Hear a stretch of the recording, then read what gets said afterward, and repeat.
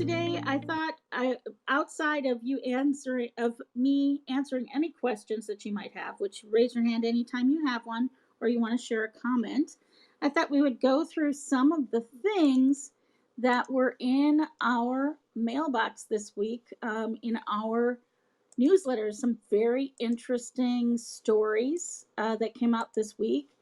One is the idea that there's an NFT blockchain crowdfunding platform that just raised 5 million in the seed round, and that's led by Gargash Group and others out of Dubai. And this is an ecosystem that enables crowdfunding of film production and capital intensive content. So this is something that we saw earlier, about, I don't know, 8 months ago, with Mila Kunis and Ashton Kutcher raising money for, oh, I cannot remember the name of it, but it was that animated show about cats that smoke pot. Can't remember what it's called, but they raised quite a bit of money for that. So I think this idea of using NFT as a fundraising tool for creating collaborative art, not just paintings and sculptures, but collaborative arts like films and television shows, is a really interesting trend. And I wonder if Frank or if anyone else has any thoughts or questions about using NFTs that way. I think, especially with the way things are now, where a lot of people have been at home because of COVID and lost their jobs, and I think it's good for these projects to do something different and to be able to um, get yourself plugged into the fundraising for a project like that. I think it gives the project more of a personal kind of, people have more of a personal connection to it because um, the public have had a chance to be involved in the fundraising for it. I think that this is something that's going to happen more and more. I see it happening in the sports world. I see it happen. I think it's possibly going to start happening for charities as well, where NFTs are. I think it's already happening where percentages of NFT sales are going to help certain charities, going to help certain organizations. So, I mean, I think it's great that these projects are using this new era of fundraising. I think it's much needed, to be honest. I agree, and I have definitely seen a movement towards a percentage of various NFTs going to charity, which makes a lot of sense because especially younger people tend to want to put their purchasing power towards things that align with their values. But one of the things that I think is really interesting about using this technique for fundraising as opposed to a typical crowdfunding platform like Indiegogo is that if you support a project in Indiegogo or one of those crowdfunding platforms, you get swag, you get bragging rights, but you don't really earn based on the success of the property. So if you back a television show and it does phenomenally well, there's no financial reward for you in that. And I think it really makes a lot of sense for, number one, uh, people who are creating this content to reward people financially who support them, just like they would an investor in their film or movie. But also that if there's a financial incentive for me to have this program succeed, it's realistic that I'm going to do everything I can to share and tell other people about that program. So that makes a lot of sense to me as a fundraising tool in this space. Definitely, definitely. In London, we have, I think what is very big over here is the football. What we call football over here is what is called soccer in America. So, um, in that realm, this country loves football. Well, we love it here. Everybody has their own, the team that they support, and I think one of the biggest things that could turn a lot of this more mainstream is for those franchises to literally offer NFTs to the fans, and those fans to also now have an incentive to own those NFTs. I think that's one of the biggest things I've seen in the last week is the ability for sports clubs to offer NFTs to their fans that are for specific things, because the fans are so involved in the teams that, to give them an NFT which gives them some sort of way to be a part of that team in a more closer way, make decisions in some way. I think this is going to be the future, and that's one of the things that I think will take it mainstream, especially in Great Britain. That makes a lot of sense. And thank thanks to the show Ted Lasso, you probably have to do a lot less explaining about that fan participation than you would have in the past, because I think thanks to that show, a lot more people around the world understand the passionate local support of teams that are so different here in the United States. We move around all the time, and some people are fans of a particular team for life because that's important to them, which is why I will be a Packers fan until I die because I grew up in Wisconsin. But a lot of people move around a lot and they change their team affiliations. But it's interesting to talk about the Green Bay Packers. I grew up in Wisconsin, and it's the only NFL team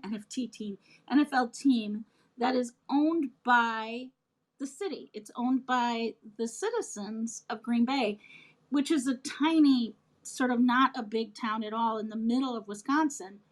And I think as a consequence of that, Green Bay Packers fans tend to be exceptionally loyal, even when they blow the playoffs like they did this year. So I think if you're with your example where people are fiercely local and fiercely loyal, it makes a lot of sense. Yeah, definitely. I think people who are fans of anything really, not even sports, but there's people who have a love for like a certain fashion labels, or maybe they are into jewelry, or they. I think all of these different niches are going to have a way to really bring in those people, and I think that is how each of the different industries can grow. I think every industry has the potential to use NFTs. I think you're absolutely right. I see that we've got somebody trying to come up. If you want to, I'm trying to invite you to the stage. Uh, yeah, I think that's really true. And oh, there you go. Did you Hi have a guys. question or a comment? Hi. Hi. Yeah, no, I'm really excited. Thank you for creating this space. I've recently just kind of fell into the rabbit hole of NFTs, and it's Mhm. taken over my life. I've been the worst employee for the past couple of days because I've just been on Discord. I've been getting involved in all these different communities and just kind of seeing what's going on. So I Mhm. just kind of was using Clubhouse beforehand and thought it'd be a good idea to kind of type in NFTs and see if there's anyone at the moment talking about things. And that's how I stumbled across this room. So thank you, Jeanette. Oh, it's our pleasure. And this room is really for you. So if you had any questions at all, we'd be happy to address them. Did you Um, have any questions? oh, do I have any questions?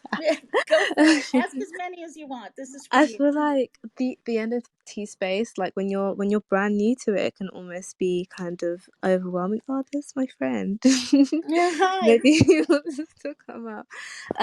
So the main questions that I've had is kind of just like making sure that I'm careful. Even a minute ago, I came across this page on Twitter, and they're kind of showing off a collection in early days, and the artwork looks really intriguing because a lot of the things that I come across, like, they have a lot of hype, but the art doesn't really interest me as much as some of the other collections I've seen that are like really intricate and very detailed. So I was kind of like, oh wow, like, this could be a great opportunity, something that I actually like the artwork of, and like, they're trying to push now. So it's early days in terms of like getting in like to the Discord and whatever. But I just don't know whether it's actually real. Yeah, this is a really serious challenge in the space. There's a couple of things that I think you can use to help guide you.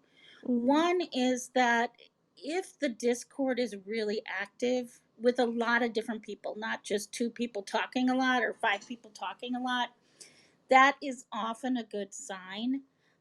You can also always ask to look at the smart contract, and you probably won't understand that much about it because there's a lot of math. But Mm, by asking for one, you'll find out if they are making it available. And if they're not really organized enough to make that available, that's a bad sign. mm, Another thing you can do is ask to see the white paper, which you'll have a much better chance of understanding that. And if you look at the white paper, you kind of get an idea, just by reading through it, if they've put any time or care into that process. That tells you, well, they're probably more serious, assuming they didn't just rip somebody else's off. But mm, usually you can tell pretty quickly by looking at the white paper if they're serious, even if you don't understand all the math in there. Another thing to be very, very careful of is if you are, say, on a Discord and you on a server and you are interested in an NFT. Sometimes other people will go in there and spoof the company that's developing the NFTs. So you want to be very careful that any directions you have for buying come direct off the Discord server and directly from the people who are running it, right? mm, So anytime you get a direct message from somebody that says, "Hey, we saw you were interested in this NFT, click here," that's dangerous and you really want to avoid that. So usually I insist on clicking on things directly from the Discord. And there are even companies or groups that will go out there and, let's say I have a whitelisted product that I want to buy. And a whitelisted product usually means that I'm on an early buyer list, and there are certain privileges that go with that. And they say, well, our whitelist thing is going to be on this platform. And all of a sudden, an NFT with the same name shows up on a different platform like OpenSea. A lot of times that is a spoof as well. So mm, you do have to be careful. I would recommend that, initially you buy things that you're personally and emotionally attached to and interested in, as mhm, opposed to and you really want to just put small amounts of money in it first until you get the gist of it. However, I would also say that you're doing it the absolute right way, which is to just get involved, look at the Discord, become a member there and understand how the community works, and if you are aligned with that community. Because usually an NFT group that really cares, an artist that really cares, will have a rich Discord where a lot of things are happening on a daily basis, and you're getting a lot of communication. The rug pull ones and the pump and dump ones tend to be much less involved, much less rich, and they don't have a lot of outside participation. So they might have some guy or some, people talking on there all day long, but they're not really getting a lot of feedback from the community. That's a bad sign. Frank, did you want to okay. jump in on that? Yes, of course. What I think is, especially when there's all new projects that come out, I think one of the things that I do when I'm looking at a project is I'll see what is their what is their actual plan, as in what do they stand for, that's one of the things that I always look for in a project, because the artwork could be not the best, but it could be like, I don't know, like a 6 year old doing artwork, and that artwork is for a children's charity, and that artwork is that 6 year old's way of seeing their dad or their mom, and they painted it, and then you sell that artwork, but that artwork has some sort of value because of what it means. And Mm.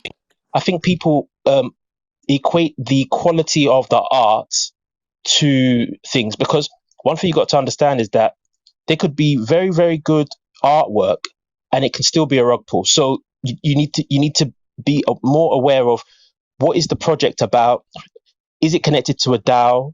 If you don't know what a DAO is, it's a decentralized autonomous organization, where, if you buy the NFT, maybe it puts you in the DAO, and then you're able to now vote on what the money is going to be used for when you get those NFT sales. You get a chance to be a part of the community. So always read what they are trying to do. They might be trying to save the world. Who knows what they're trying to do? But I know that rug pulls can come in so many shapes and sizes. So it's very, very difficult to know who's who. But if always try to see what it is that they have underlying. What do they have planned? Are they planning a game? Are they planning to do a charity? Are they planning to fund projects? Are they planning to fund the disenfranchised? What are they trying to do with the project? Because when you find that, then you'll find a project that's close to your heart, and the art will be part of it, but it's everything that comes with it that will be part of it. Yeah, I understand.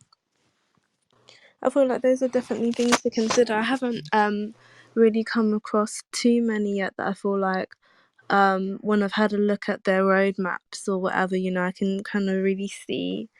I haven't come across like any charitable ones. I don't think the ones that I've come across, like you said, something along the lines of a game or collectibles or like fashion and kind of stuff.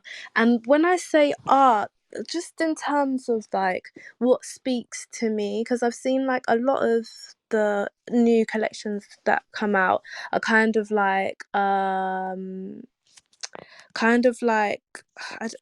do I describe it? They're very similar to like one another kind of thing.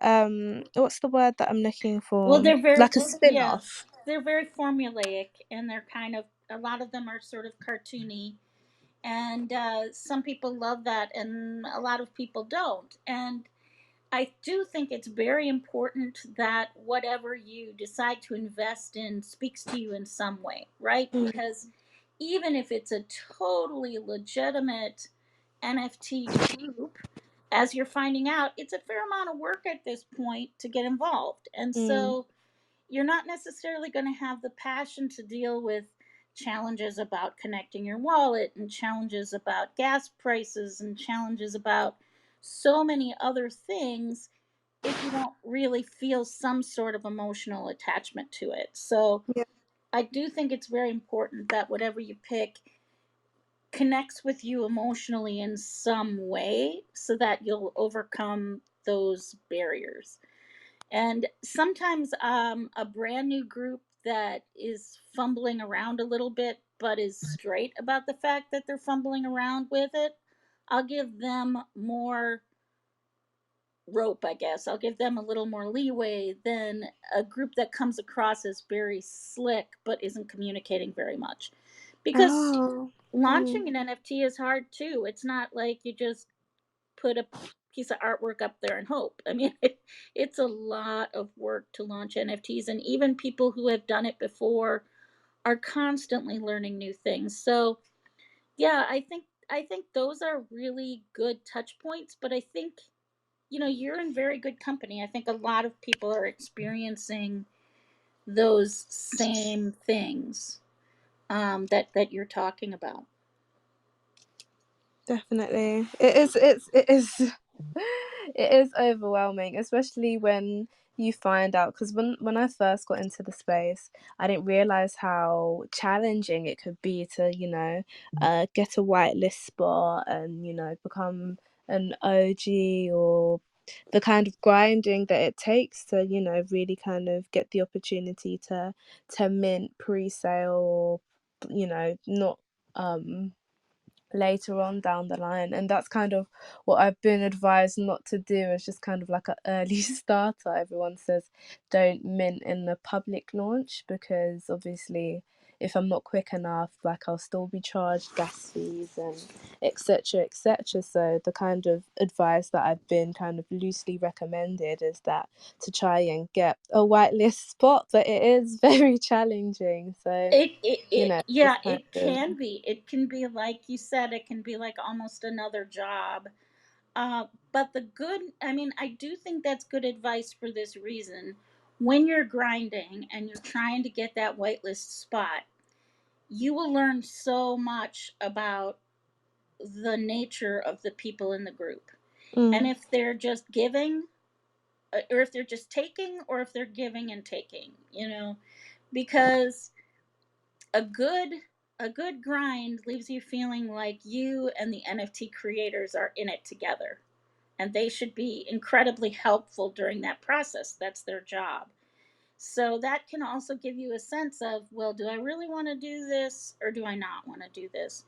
But a lot of the grinding too, like some of it is very simple. Like I've had some NFT whitelist spots that are really just share this with 3 Discord friends, or you can get a score for communicating on the channel. It doesn't have to be a massive undertaking, but especially when you're first jumping through the hoops, it seems like it is. So you're not alone. You're not alone. Did you have any other questions or comments? We'd love to hear.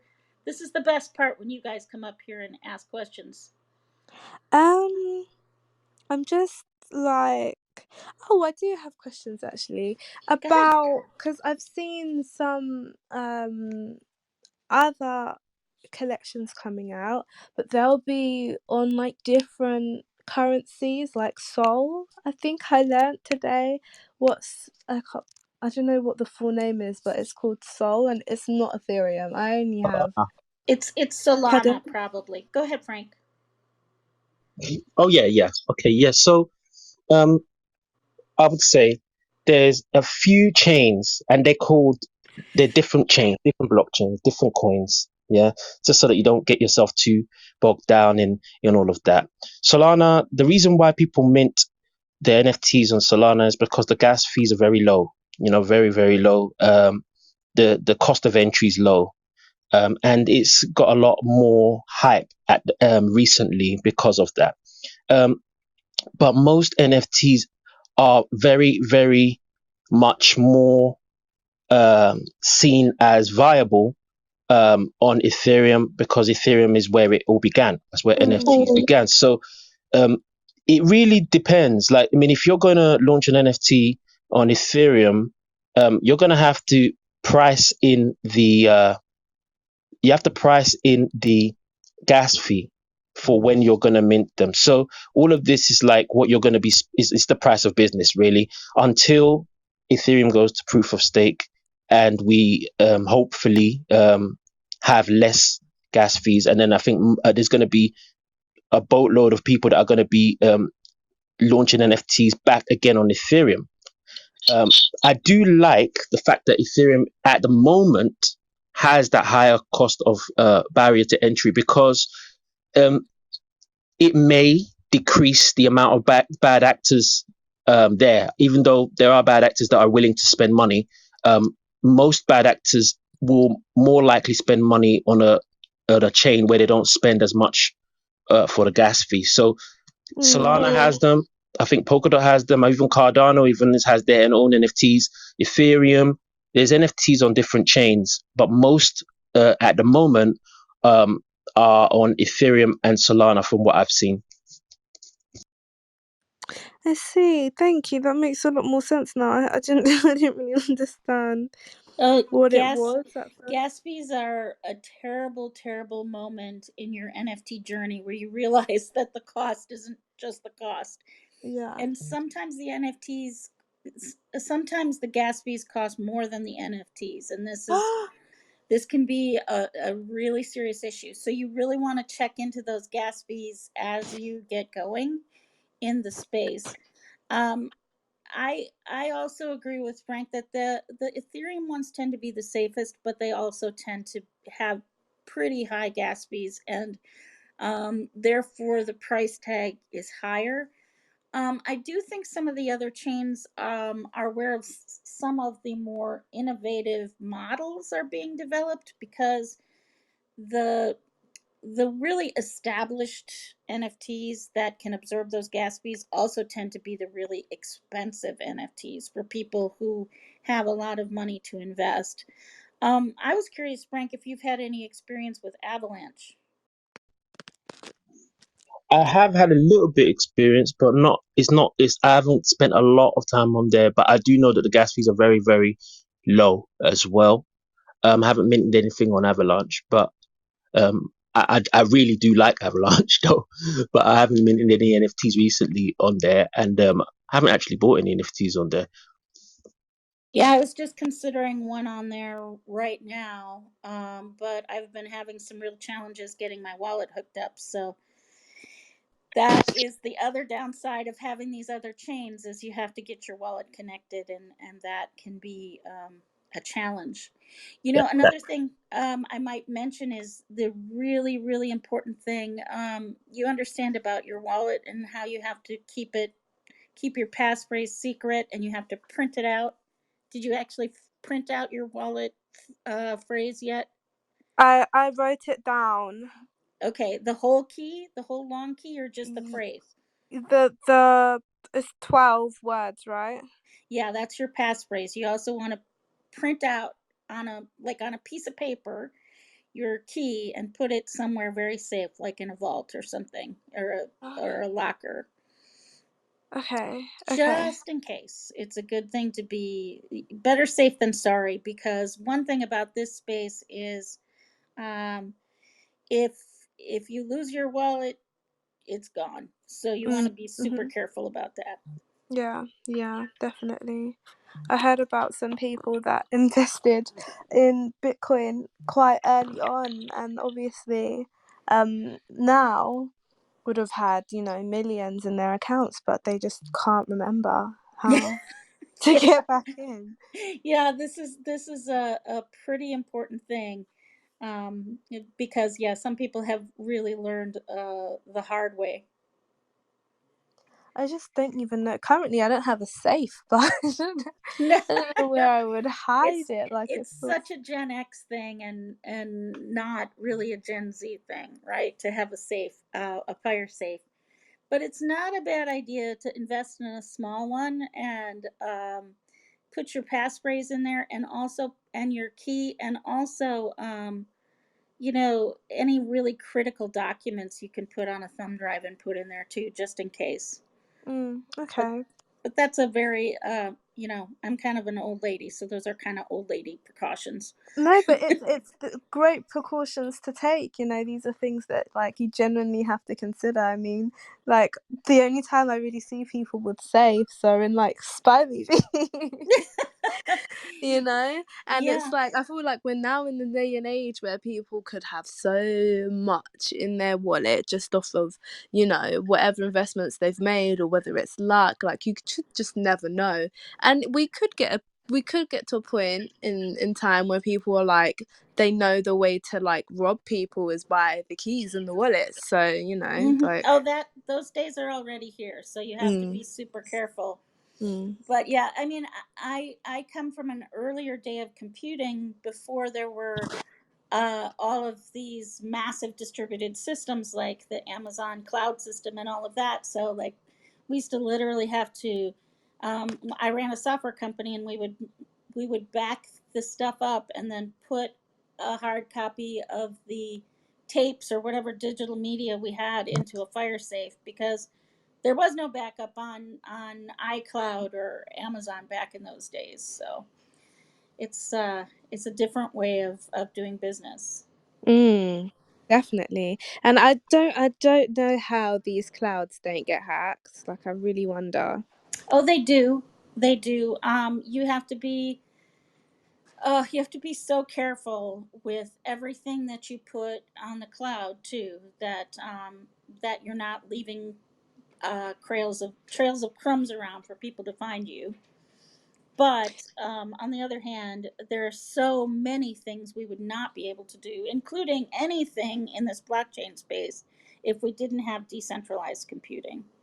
Okay, I Well, see. thanks so much. Did you have any other questions for us?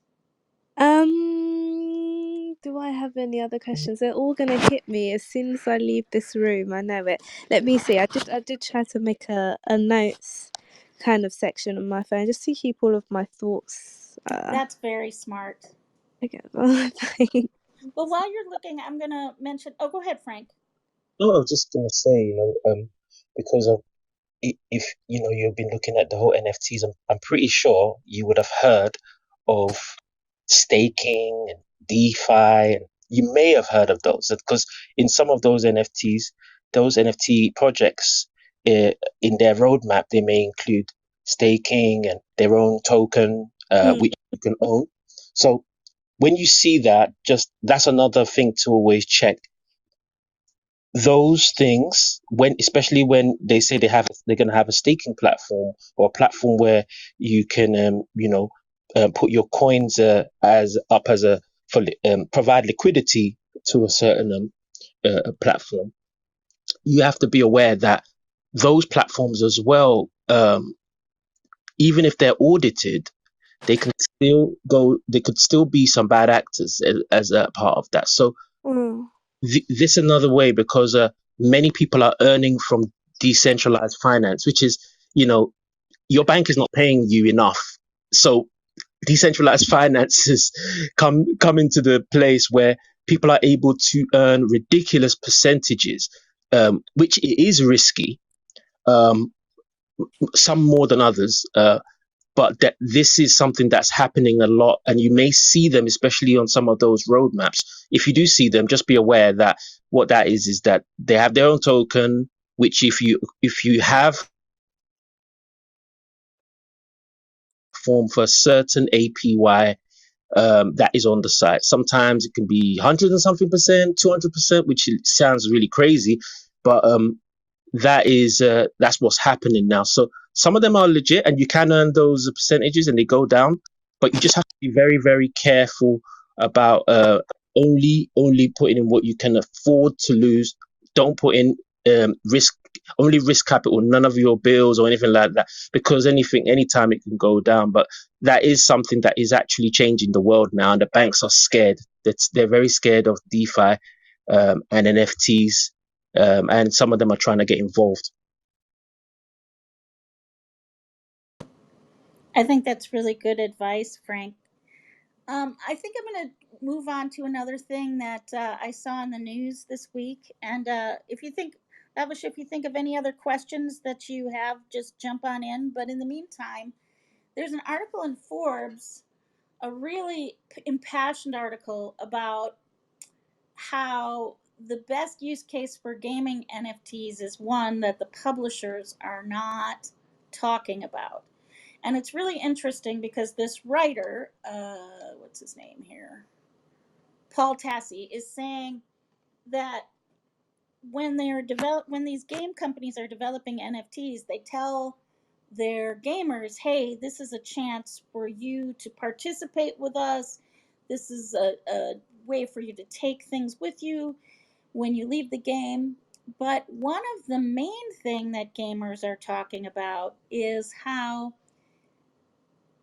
not that long ago games moved completely to a digital format, and you weren't getting cartridges or packages anymore. You were buying everything online. And even though there was no packaging or cartridges, the game prices didn't drop. But back in the cartridge days, you could play a game, play it through to the end, and then you could take your game to GameStop or one of these other places and sell your used game. And so a lot of people have said, well, if you want to sell us something, why don't you sell us an NFT for the game itself? So when I'm done with this game, I can sell it to somebody else. But not surprisingly, none of these companies like Ubisoft are interested in that model for NFTs. They want to use NFTs to sell you more stuff to use in the game, but they don't have any interest in selling the game as an NFT, so you can resell the game, because that GameStop model didn't really earn them any money. And I was interested if anybody in the room had any thoughts about that. Any avid gamers in the group? I'm Not. Oh, go ahead, Frank. Well, I do like to game. I do enjoy it, and I think, but it depends. Like, I've got more into the Oculus Quest. I got a Quest 2 headset last year, not this Christmas, but the year before, and I can really, I mean, I can see that many of these companies don't want to give any opportunity for uh their buyers, their fans, their consumers. They don't want to give them a piece, a share of the sale, because if it's resold and resold and resold, they want to take the whole lion's share percentage. They don't want to share that with the people. And I think there is the chance for new gaming enterprises to be, actually start that model.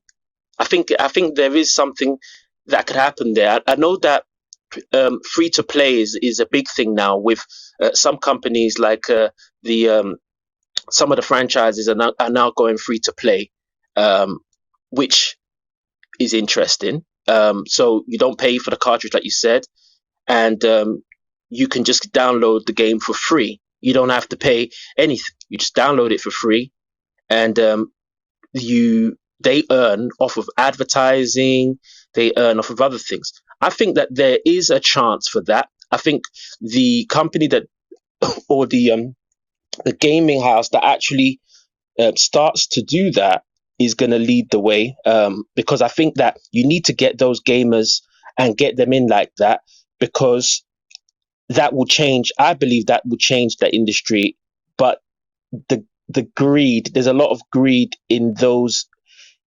um, in those gaming houses, and they want the money all for themselves, and I don't think they would want to share it. It's a bit like it's a bit like the banks giving you 0.001% every year, and lending your money out. And charging You you don't know how a $12 service fee just to have a checking account.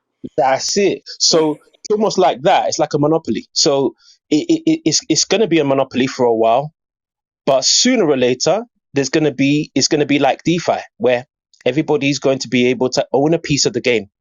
And I think that's going to happen sooner rather than later. As this space grows, I think that's going to happen. It's really interesting too. I think so often people use the words of decentralized and crowd enabled, and those words about this technology, about NFTs and DeFi and DAOs. But I'm wondering, their intent doesn't seem to match their words, and I think buyers in this space are starting to get really wise and not falling for that. And just as another example of a company that many have accused of greed, Walmart has started protecting their or their intellectual property in apparently some sort of move towards a metaverse play or a coin play or an NFT play. And I wonder how the notion of crowd supported and decentralization can possibly attach to a company like Walmart that is so antithetical to those ideas, at least in a lot of people's minds. Yeah, I think a lot of companies. I think what's going to be happening. This is just what I think, that there's a lot of companies that are no longer in business over the years, and now this is a time for them to revive themselves and come back. Walmart is now, what they're trying to do is plant their flag, and then from there, so that they are ahead, they want to solidify that those type of things. They've seen other brands build in the metaverse, like Samsung, like I've seen a few brands recently buy land on different platforms like Sandbox, and many of these companies are doing it. I wouldn't be surprised if Walmart already have bought land in Sandbox or any of these other platforms, Superworld maybe in the future. I won't be surprised, because um, most of these people, they know that if you have the land in the biggest um, virtual worlds, those are the places where you're going to get the most traffic, and then you're going to be able to open up the doors to the public, because everybody's talking about metaverse, and if you're in there, you're going to be a part of the conversation. And I think Walmart just wants to be part of the conversation. I think I agree they want to be part of the conversation, and I think also they want to protect their it's the same as the URL grab back in the day, and I think there's a lot of that going on. Did you have another question, Lavish? Oh my gosh, guys, I'm just here to listen, as well as if I have any questions I'll ask. My phone died and I'm so glad that you guys are still talking when I came back. So carry on. Yeah, Okay. great. It's great. Thanks. Okay. So I can hear that you're from London and from the UK, anyways. Yeah. So in the UK, um, I do ask about, like, today earlier, there was a lady that had her own, and this is how people's lives can change in this industry. There's somebody who, she does art, she just does her art. She doesn't know nothing about NFTs before, she just does art. And somebody told her about NFTs, and she has all this art that she's been doing for years. Now she puts that, now she, what she did is that she got that art digitized, and she set up a website, and now she's selling them as NFTs. Wow. Okay, and she's making up to 20,000 a week. Wow. Yeah, but Wow. she's selling her art at like 5,000, 10,000, 3,000. And it's really high end, art. And she's selling that through her through her community that she built over the years. And that community did not know anything about NFTs. But now, because she's now doing it, they're now coming to her and saying, "Can you teach us about NFTs?" And she doesn't. And she just learned. She started to learn about it. So anybody can get somewhere in this area. You just have to want to do something different, be open to it, and it can happen. You see all these brands. Most people now are thinking the brands are doing things before you, but no, there's many people now that you can jump in and be a part of this before any of these brands, because they usually will follow the hype, the brands. Yeah. But you can get in before and actually learn about this space, just like I've been. And it's so interesting, and there's so much to learn, and there's really passionate people involved. And that lady, like you said, pushing her art, being able to sell her art for these prices, and she's had art for all these years. To me, I just think, like, wow, like, honestly, I think it's a really cool thing. I think it's a beautiful thing, in fact, because I feel like it's for the average artist, like, it's quite hard, to get your art out there. And like, I remember when I was younger, my parents were always like, "Oh, you have to focus on academics. You have to, like, being an artist doesn't make you money." So it's really, for me, kind of touching to see like people actually being appreciated for their art, and this opportunity for them to actually make money off of it. Like, I think it's such a cool thing. One last thing is, there's this guy.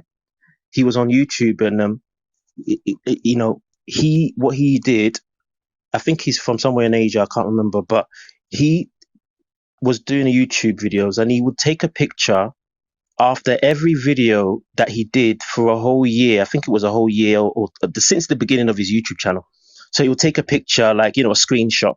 He was taking a screenshot every single day, and then after I think 2 years or however long, he took all them screenshots and he put them on OpenSea, and then it went viral, and he sold so many. He made $1 million, changed his family's life.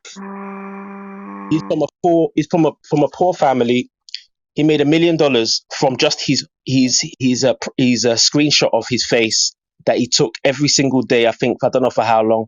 And I saw that on the news, and I was like, wow, he changed his family's life, his whole life in this industry. Honestly, and his creativity as well, because honestly, my screenshots just take up my camera roll.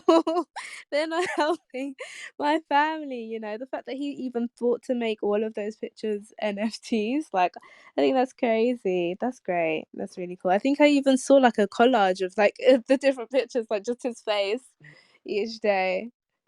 I think too, what this speaks to is if you want to make a difference in this space, it's very, very helpful to have a following. So if you already have a following from social media on Facebook or Instagram, or even as an artist, you've had people following your website for 20 years. This is very helpful. But another thing I wanted to suggest to you as a great way to earn while you learn in the space is there are a lot of DAOs, these decentralized autonomous organizations that will pay people in tokens to do various kinds of work, whether it's moderating a chat or moderating a clubhouse. And this is also another way to get involved, is to get paid. If you find a DAO, or if you find an NFT group that you are very passionate about and they have a token and they have a DAO, find out what jobs they have. There are usually jobs that can be done on your own time, and some of them are quite technical, like writing or auditing a smart contract, and others are really just about talking to people, whether it's being in the clubhouse or helping people figure out how to buy a certain NFT. The ones that are successful usually have somebody in that Discord room 24/7, round the clock, 7 days a week. And there are, people need to fill those roles. So that's another interesting opportunity you could think about. Yeah. 24/7. Can you imagine? Yeah, 24/7. It's a thing. Like sometimes people who, small groups that start an NFT, they really kind of burn out because they've been one of them has been on Discord for a month, 12, 14, 16 hours a day while Wow. they're trying to put this together. So the smarter ones are figuring out how to hire really passionate and intelligent people, but pay them in tokens. And that's another way to get involved in the space, if you Okay. find something that you really love and can be sincerely passionate about. Yeah. I can see how when you genuinely have a passion for a piece of art or a collection, how it makes it easier to kind of spend that kind of time in the community and, help push that collection, because it does take the push of the community to even get like the kind of noise out there to create the hype and, kind of help the success of the collection and stuff. And like, even if you don't have a whitelist and you didn't get in early and you want to grind for a whitelist, grinding for a collection that you don't care about, don't even like the art of, oh my gosh, like you'd have to be in that Discord for so long, because you really have to spend time. Really, you have to spend quite a bit of time. Yep, faster, better, cheaper. Pick two. It's the same in the NFT world as it is in every other world. So it's going to take you time, energy, or money. But usually two of those. It's so interesting. There's so much to learn. I never thought that when like I tapped into this space, like there would be this much to learn and this much going on, and like so many very rich communities. Like I didn't realize that's what this space was about. So Yeah, they call it the rabbit hole for a reason. And I have to say that when I first came to the NFT space, I mean, I've been talking about blockchain for a long time, but I really didn't start investigating NFTs deeply until about 2 years ago. And when I first came into the space, I was extremely skeptical. I was like, I don't understand why people are paying this kind of money for a JPEG. This seems ridiculous, right? And it really took me a while to get into it enough to understand what the true value of community and collaborative work is, and how bad NFTs can be and how amazingly good they can be.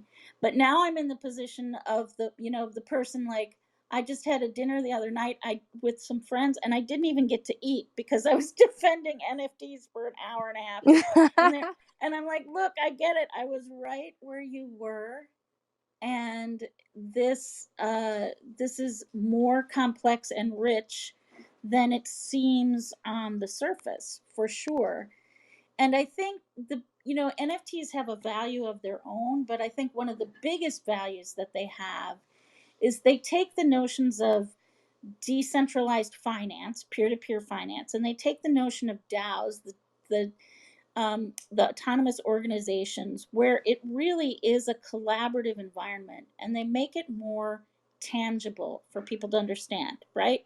Because if I start talking to somebody about DeFi, unless they're a financial person, they're probably going to glaze in about 5 minutes. They're going to have that, you've got to be kidding me look. But NFTs are an easier concept to understand. And so I think of them as sort of a gateway towards this entirely new way of doing business, a new way of working together that this generation is going to be involved in. What do you think, Frank? I think definitely. I'm really excited because I'm seeing um, more and more young people that are, for some reason, I don't know what happened, but maybe their parents said, "Do this, let's do an NFT." I saw um another one, another young boy. I think it was a young boy. He launched an NFT collection, and it was a very big collection. I can't remember the name. Let me see if I can find it. It was amazing. I think it was this one, but he was very young and he knows all about it. Yeah, this is the one. It's the whale NFTs. Oh yeah, I've seen It was that. the whale one. He's 12 years old and he's actually from London actually, and he did a collection called the Weird Whales. No Weird way. Whale, He's 12. and he's 12 and he's made about £290,000. Wow. And I'm telling you that most children now are going to need to understand about blockchain and crypto and the It's so DeFi, true. because I think what is happening now is that it's a bit of a change where all of this is now in the mainstream. They know more about it than their parents because they are seeing it on all the time. They know if you mention NFTs to a young child, they know what it is. So Oh my gosh. it's getting to this point where Guys, you I've know just had the realization that I'm a step behind. It's happened to me. I'm at the age now. No, because Welcome, I'm too. welcome to the club. yeah, don't worry, don't don't worry. These Never too. kids know about NFTs. It's never too late. It's never too late.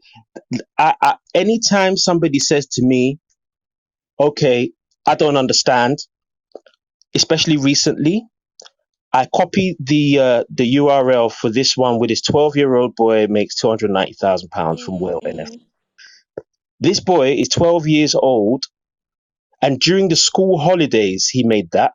wow. Wow. Obviously, his parent probably helped him, or who knows, who really knows. But I think that showcases where the space is going, Mm, mm, and it's an exciting space to be in, definitely. of which every single day you learn from it. You can never know everything. Nobody knows everything. We just keep learning every day because there's something new happening every day. I think you're right, and I'm just going to throw this out there. I think that this technology is going to be the largest transfer of wealth in our lifetime. I think that we've seen so many ways that finances have been locked in, and how venture capital and money to build things and money to do things has been locked away from so many people for so long. And I think this is an opportunity where we can turn the tables a little bit, where some of these sort of ground in ways of doing business, we can get around them and give opportunities to new groups of people. And to me, that is the very most exciting thing about all of this. But I think I'm going to have to kind of use that as our parting thought, because we're running out of time. We've talked for an hour already, believe it or not.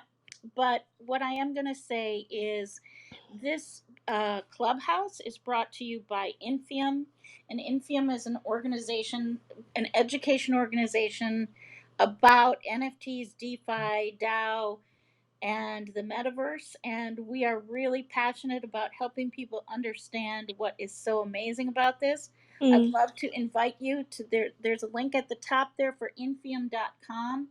If you just go there and put your name in the mailing list, we will never spam you or share your information, but we will give you access to our newsletter every week for free and let you know when we are going to be here on the clubhouse. Wait, We will sorry, be I got a call come through. I heard until the newsletter. I'm on the website, but Oh yeah, just sign up for the mailing list and you'll know when all of our clubhouses are, and you'll know when our and you'll get the newsletter for free. It's totally free, and it's a great opportunity to stay on top of things. Tomorrow at 1:30 Pacific time, we'll be back talking about creating unicorns in this space. So we've talked about sort of the beginning stage, and tomorrow we'll be talking about how companies get to that $1 billion stage, and so many of them have. So that's very exciting. And I really want to thank you, Frank, for being here today and sharing the stage. And Lavish, for you asking so many terrific questions. I wish you so much luck. thank you guys. Our pleasure. Thanks so Thank you. much for being here. Thank you, Jenna. Bye, Thank bye, you, guys. Bye. everybody.